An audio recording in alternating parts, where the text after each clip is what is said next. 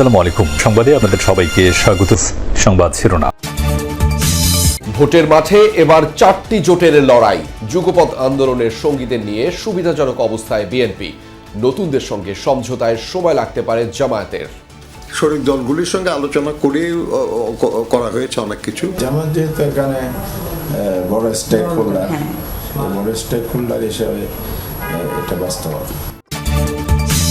এবার এনসিপি এলডিপিকে নিজেদের বৃত্তে নিল জামায়াত। নির্ধারিত সময়ে ভোট চাইলেন ডাক্তার শফিক।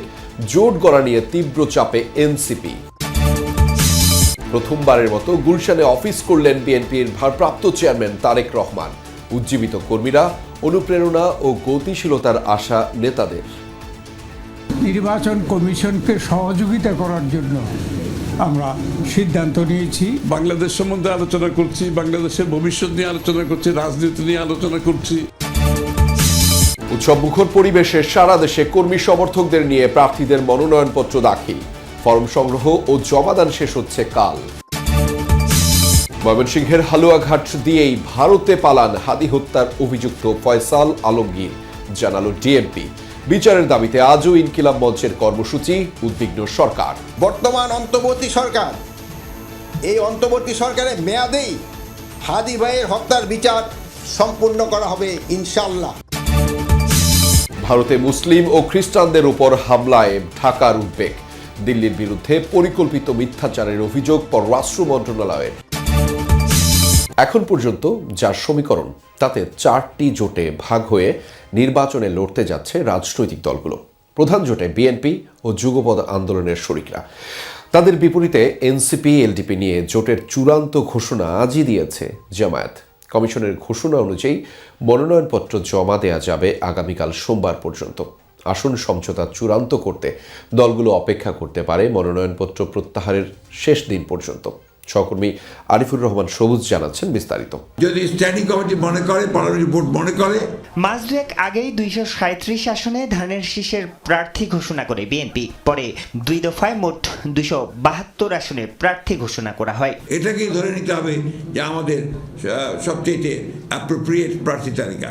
তবে আলোচনা না করেই প্রার্থী ঘোষণা নিয়ে দীর্ঘদিনের যুগপৎ আন্দোলন সংগ্রামের সঙ্গী 29 দলের সঙ্গে কিছুটা মনোমালিন্য তৈরি হয় বড় দলটির। বেশ কিছু আসনে প্রার্থিতা নিয়ে দলের মধ্যেও দেখা গেছে ক্ষোভ বিক্ষোভ।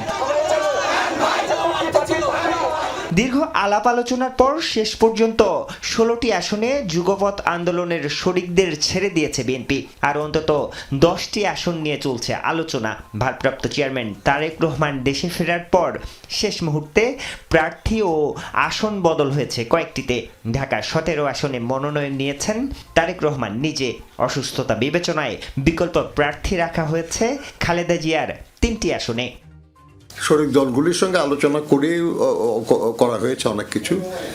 তারপরেও এখনো সময় আছে, একবারে চূড়ান্ত তো ভাই কোনো কিছুই কি চূড়ান্ত আসলে। মার্কা তো দেওয়া হবে 21 তারিখে মাত্র। তার মানে আরও বলতে পারেন 24-25 দিন। এই তৎপরতা কিন্তু কম বেশি থাকবে। এতদিন নির্বাচনী জোট নিয়ে আলোচনা ছিল জামায়াতে ইসলামী সহ 8টি ইসলামী দলের। তাদের আসন ভাগাভাগির মধ্যেই নতুন করে জোটে এলো এনসিপি এলডিপি। এখন এই জোটের প্রার্থী বা আসন সমঝোতা আরও জটিল হলো। চূড়ান্ত প্রার্থী ঘোষণার সময় লাগতে পারে তাদের। যেখানে যে অবস্থান সেভাবে সংখ্যা নির্ধারণ ফিক্সড একটা দলের জন্য ভাগ করে আমরা এই আলোচনা শুরু করি। আমরা 200টা আসলে জামাতের থেকে যেটা শোনা যাচ্ছে জামাত যেহেতু এখানে বড় স্টেক হোল্ডার হিসেবে এটা বাস্তবতার নিরিখে এটা হবে। অবশেষে জামায়াত সহ সমমনা 8 দলের সাথে নির্বাচনী সমঝোতায় যুক্ত হল জাতীয় নাগরিক পার্টি এনসিপি ও লিবারেল ডেমোক্রেটিক পার্টি এলডিপি। রোববার বিকেলে প্রেস ক্লাবে জরুরি সংবাদ সম্মেলন থেকে জোট গঠনের চূড়ান্ত সিদ্ধান্ত জানান জামায়াতের আমির ডাক্তার শফিকুর রহমান। নির্বাচনী আসন সমঝোতার পাশাপাশি আগামী দিনের রাজনৈতিক কার্যক্রমও 10 দলের এক থাকার ঘোষণা দেন তিনি। তবে ব্রিফিংয়ে এনসিপির কেউই উপস্থিত ছিলেন না। মনোনয়ন দাখিলের একদিন সময় হাতে রেখে প্রেস ক্লাবে জরুরি সংবাদ সম্মেলন ডাকে জামায়াত সহ আন্দোলনরত ৮ দল। এতে অংশ নেন এলডিপি সভাপতি কর্নেল অলি আহমেদ, তবে এনসিপির তরফে ছিলেন না কেউ। ব্রিফিংয়ের শুরুতেই এলডিপি ও এনসিপির সাথে জোটের ঘোষণা দেন জামায়াত আমির ডাক্তার শফিকুর রহমান। জানান আসন বন্টনও প্রায় চূড়ান্ত। আপনারা জানেন এতদিন ধরে ৮টি দল একসাথে আমরা কাজ করে আসছিলাম। এই দলগুলোর সকলেই এখানে উপস্থিত আছেন প্রতিনিধিরা। তার সাথে আলহামদুলিল্লাহ আজকে আরও 2টি দল আমাদের সাথে সম্পৃক্ত হয়েছেন। জনাব কর্নেল অলি আহমদ বীর বিক্রমের নেতৃত্বে এলডিপি এবং এনসিপি, এটা আমাদের একটি মজবুত নির্বাচনী সমঝোতা।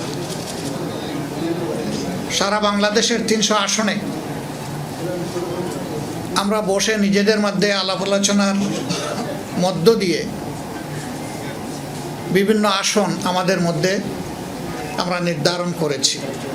এ জোটকে দেশ গঠনের জোট আখ্যা দিয়ে ডাক্তার শফিকুর রহমান বলেন, আগামী নির্বাচন বা রাজনৈতিক লড়াই সহ সকল ক্ষেত্রে একসাথে থাকবে এই 10 দল। আরও অনেক দল জোটে আগ্রহী হলেও আনুষ্ঠানিকভাবে আর নতুন কোনো দল নেয়ার সুযোগ থাকছে না বলেও জানান তিনি। এটা দেশ গঠনের জোট, এটা নির্বাচনের জোট, এটা রাজনৈতিক জোট, এটা সকল ধরনের মানে ওই জোট বলেন আর সমঝোতা বলেন যাই বলেন, এটা সবগুলা পারপাস কভার করার জন্য আমরা আশা করছি একসাথেই আমরা করবো ইনশাআল্লাহ।